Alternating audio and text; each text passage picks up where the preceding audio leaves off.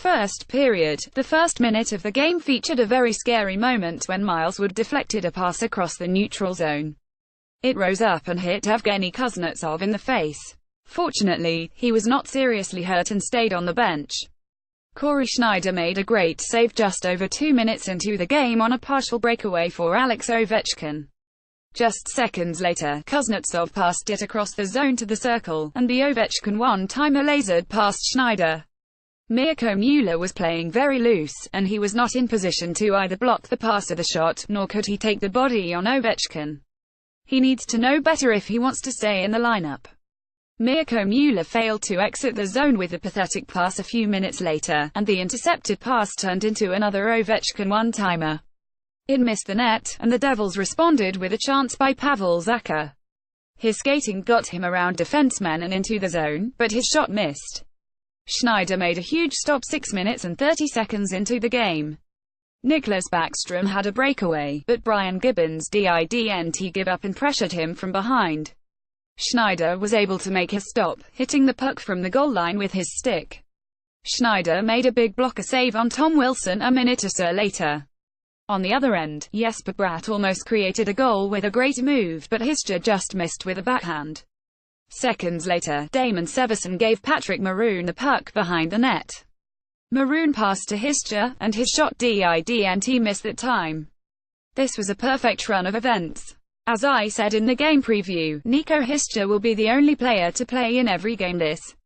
He is 1 goal away from the 20 mark, which is pretty significant as I don't recall many people expecting better than the 10 to 15 range at the start of this year. I hope that Jesper Bratt looks more like himself again next to Nico Hischier, as they can combine for some great sequences of offensive skill. A couple minutes later, the Devils Europeans plus Andy Green were putting on a cycle show. Mueller spun away from Andrei Burakovsky, getting the puck to Jesper Bratt, who passed to Green, and the puck got to Nico Hischier. Hischier was hauled down by Matt Niskanen. It looked to be a clear trip the hook, but after Ovechkin had some words with Hischier, he may have convinced the referee it was embellished. I don't think it was, but Hischier did go down hard. Regardless, I don't think it was worthy of the call. The Devils and Capitals played 4-on-4, and out of the box Hischier got a shot on Holtby that was covered. Soon after, Nico Hischier made a quick pass down low to Drew Stafford alone near the crease. Holtby was able to stuff the shot, but Hischier was threatening every time he was on the ice. The Devils failed to clear the zone in the last minute, turning the puck over when the Capitals cycled the puck. With 30 seconds left, the puck got to a cutting Backstrom, who roofed the puck on Schneider. It was a chaotic period, and it was hard not to notice how hungry some of the young players were, especially Nico Hischier and Jesper Bratt. Damon Severson looked better than usual other than his turnover in the last minute, and Mirko Mueller looked good other than a couple mistakes early on. I imagine that John Hines did a good job at motivating the team to attack hard, but defensive execution was not perfect. Corey Schneider played his part well. There wasn't anything he could do on the goals, and it wasn't like he failed to make any game-changing saves in the first period. If it was the Corey Schneider from March 20, Eddie Lack would have been in the game by the end of the period. Instead, it was a 1-goal game after 1 period. Second period, after a chance for Niskanen hit the post, a shot by Alex Ovechkin was saved by Nico Hischier, as Schneider was not in position for the shot. Unfortunately for the Devils, the Capitals took a 3-1 lead when Michael Kempny blasted a shot from high through traffic. It probably was tipped, and I doubt Schneider really saw it.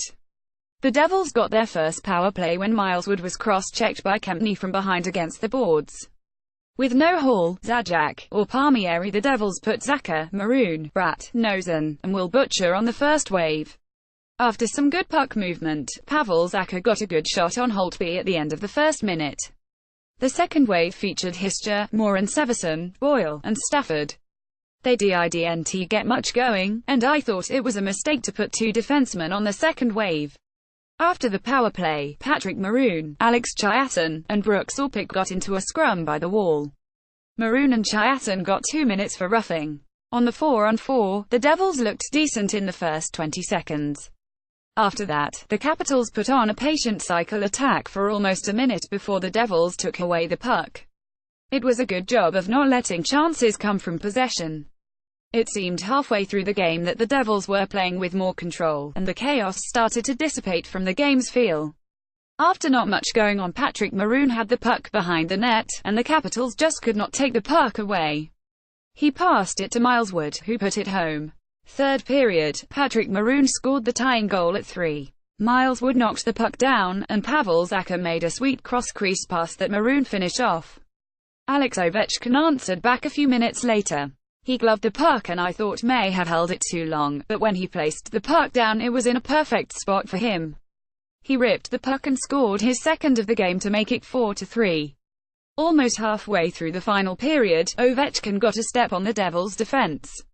With a breakaway, Schneider stacked his pads to make it difficult for Ovechkin to score at the speed he was skating, and the shot went wide. Unfortunately, the Devils could not get the next goal. Andrei Burakovsky was all alone in front of the net, and a pass came from down low to him.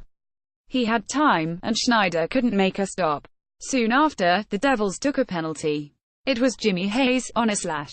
They killed the call, but the Caps got another on a Nico Hischier trip of Andrei Burakovsky with just over 5 minutes left. At this point, the only way for the Devils to win would be to get a short-handed goal and then pull Schneider. Brian Gibbons almost scored a goal, and was slammed into the boards immediately after. I thought it could have been a negating penalty, but the refs kept their whistles in their pockets. I was pretty off-put by it, because it was the type of hit that could give someone a bad concussion as Gibbons had hit the boards. Miles Wood took a one-timer from a pass from behind the net that Holtby never saw. It hit the pad, and the Devils were running out of time. Maroon almost scored soon after, and the Capitals counted. They were trying everything imaginable to get Ovechkin's 50th goal, but couldn't. Unfortunately for the Devils, they couldn't even continue to threaten to get within one goal. The game finished 5-3, Capitals. The game stats, TheNHL.com Game Summary, TheNHL.com Event Summary, TheNHL.com Play-by-play log, TheNHL.com Shot Summary, The Natural Stat Trick Game Stats. The Opposition Opinion, Jaspers Rink will have the recap for the Capitals' view. A complaint, this was a piss-poor job by the referees. After giving an embellishment to Nico Hischier for being tripped, hooked, and held by Matt Niskanen, they gave the Capitals an unnecessary advantage in power plays.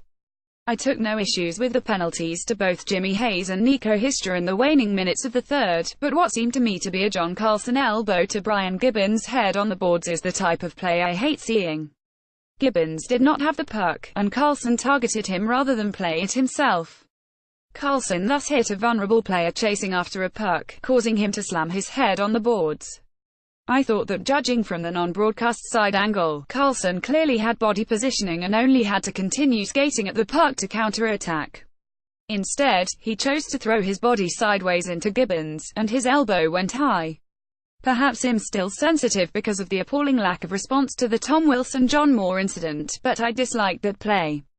This sort of activity is the exact type of reason I'm happy we won't be facing the Capitals in the first round. I think the Devils are better off not having to deal with Ovechkin's one-timer, as players like John Moore, Damon Severson, and Mirko Mueller have a tough time taking it away from him. Ultimately, the Devils lost this game at 5-on-5, and they deserved it. But the referees were not great, in my opinion. The first-round matchup, the Tampa Bay Lightning were defeated in overtime by the Carolina Hurricanes. The Boston Bruins won today. This means that the Devils will learn who they play in a best-of-7 tomorrow night, when the Bruins play the Florida Panthers. The Devils won all 3 of their games against the Lightning and went 0-1 against the Bruins. Despite that, I am not as wary of a Bruins matchup as some may be. Because the Lightning got a loser point in overtime, the Bruins have to win for the top seed. I remarked to my brother during the first game against Boston of this that the Devils always seem like they have tension with the Bruins teams. Given the mirror image of surprisingly good young players helping to carry both teams I thought they could turn into rivals if they were to meet in the playoffs. And here we are. Since I originally thought that the Brad March and Marcus Johansson incident set fire to the state of relations between the two teams. To say the 0-1 record during the regular means they're a bad matchup completely overlooks how close the games were, and what might have happened if certain moments were different by matters of inches. From bounces, stick positioning, to flying elbows, both teams could have won each game, and the Bruins consistently had chance in their favor. It was not a black and white series, and it would only be fitting for the teams to meet once more, against the apparent odds. Nico and Jesper. By far, my biggest hope for tonight's game was Nico Histra and Jesper Bratt rekindling a connection. After an extremely promising first period, their collective hunger and creativity seemed to fade.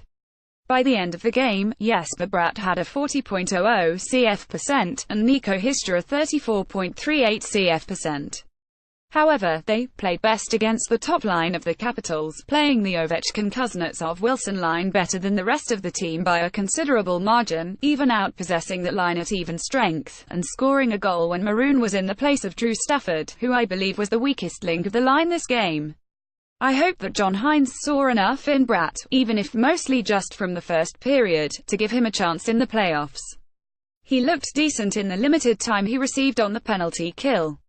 Therefore, he should be given the chance to play in place of Michael Grabner, given that young players such as Pavel Zacha, Jesper Bratt, and Nico Histra were significantly better than him in that regard.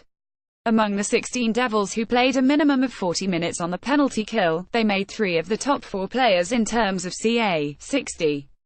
No current Devil had a more detrimental effect on the penalty kill's defensive efficiency than Michael Grabner, who was on ice for a rate of 8.86 GAR, 60 with the Devils on the power play. Pavel Zacha. With mates like these, the final 2 Devils goals of the game came with the same 5 players on the ice: Will Butcher, Ben Lovejoy, Patrick Maroon, Pavel Zacha, and Will Butcher. I've been a huge defender of Pavel Zacha in his extremely young career. I still lament the fact he only played 1 game with Patrick Elias, because aside from a run of good play with Steven Noesen last and some flashes earlier he has never been able to get settled with a consistent pair of wingers, and his linemates historically have been abhorrently bad finishers with him on the ice. However, he finished with 3 points in 2 games with Miles Wood and Patrick Maroon on his wings, giving him 6 points, 2 goals, 4 assists in the final 9 games of the year after returning from an injury. Zacha had a tendency to get on the scoresheet in bursts this year. After, he had 5 points spread across just 3 his first 19 games when he failed to mesh with linemates after being bumped off the top line the 7th game of the year despite playing well with Taylor Hall. His points came in a stretch of 11 games where he had 6 points, a stretch of 13 games with 8 points, and the final stretch of 9 games with 6 points. Between the first and second sets, he had 9 scoreless games. Between the second and third sets, he had 8 scoreless followed by 6 games missed with injury. Streaky is an understatement when it comes to Pavel Zacha's. Ultimately, his points per game rate went from 0.34 to 0.36, which seems insignificant if you don't account for that increase coming despite having less power play time. The following is very natural stat trick heavy, so bear with me. His even strength points per 60 minutes tells a much more nuanced story. Last year it was 0.860, and he nearly doubled it. At 1.4260, Pavel Zacha is undeniably becoming a better player. He also massively improved defensively, going from 0.95 takeaways per 60 minutes to 2.2460 this year. Both of those outpaced Travis Zajac, who had 1.28 points and 2.2 takeaways per 60 minutes, Brian Boyle, with 1.31 points and 1.7 takeaways per 60 minutes, and Adam Henrique, who had 1.41 points and 2.21 takeaways per 60 minutes before being traded for Sami Vatanen. Furthermore, Pavel Zacha owned the best on-ice goals against per 60 minutes among the 13 Devils, who average at least 1 minute per game played on the penalty kill with an amazing 2.4760, a stunning -4.88 relative rate to the team. He not only deserves to play in the playoffs, but he deserves confidence in his ability to vindicate the decision to select him at 6th overall. Patrick Maroon. One of the reasons Pavel Zacha performed well to end the Patrick Maroon has showed us his ability to be an elite player behind the net. I noted to my brother in text messages during last night's game that his production with the Devils isn't a fluke, considering his dominance when he gets the puck down low, because the team properly values his ability to make dangerous passes from behind the net. That was before tonight's display. Per Abby Mastracco of Fire and Ice, John Hines had this to say about his forward after the game. He's one of those who can fend a player off the puck and still know where the next play is going to be. Not everyone can do that in those confrontational situations, and that's why he makes such nice plays below the goal line. With the Devils, Patrick Maroon finishes the regular with 13 points in 17 games versus 30 points in 57 games for Edmonton, having points on all of the team's final 5 goals over the final 2 games. Each one of those points were primary, which is absolutely amazing. Not only did he score much more than most expected with New Jersey, it took the Devils a mere 7 games to get more power play production from him than Edmonton, whose 14.42% effective power play used him as a secondary option. According to Natural Stat Trick, the Devils' power play scored 15.83 goals per 60 with Maroon on the ice. Only 3 other current Devils were on the ice for better than 10 goals per 60 minutes while on the power play: Travis Zajac at 12.39, 60, Taylor Hall with 12.05, 60, and Kyle Palmieri with 10.7, 60. Surely, the Devils coaches know how to get the most of their players previously in Edmonton. Due to his play with our team, Patrick Maroon has also set a new career high in points with 17 goals and 26 assists for a total of 43, one better than last despite playing 7 fewer games. I very much hope that Ray Shero retains him for next. The element he adds to this team is golden to our playoff hopes. The tale of two Corys, conflicted on the performance of Corey Schneider. From afar, nothing has changed. His save percentage was .808, meaning he has not had a game with better than a .900 save percentage since December 27 versus Detroit. He did hit .900 exactly with 27 of 30 stops January 22, also versus Detroit, the last time he won a game. He moves to 0 or 1-0-2 with 3 goals or more allowed in every game HES played since December 29, as his save percentage in that span drops to .863 with this game, with a goals against average of 4.03. On the whole, he finishes 1-7-1-6-6 with a .907 save percentage and 2.93 goals against average. Tonight may have been his last game of the, but it may have been his best game since New Year's.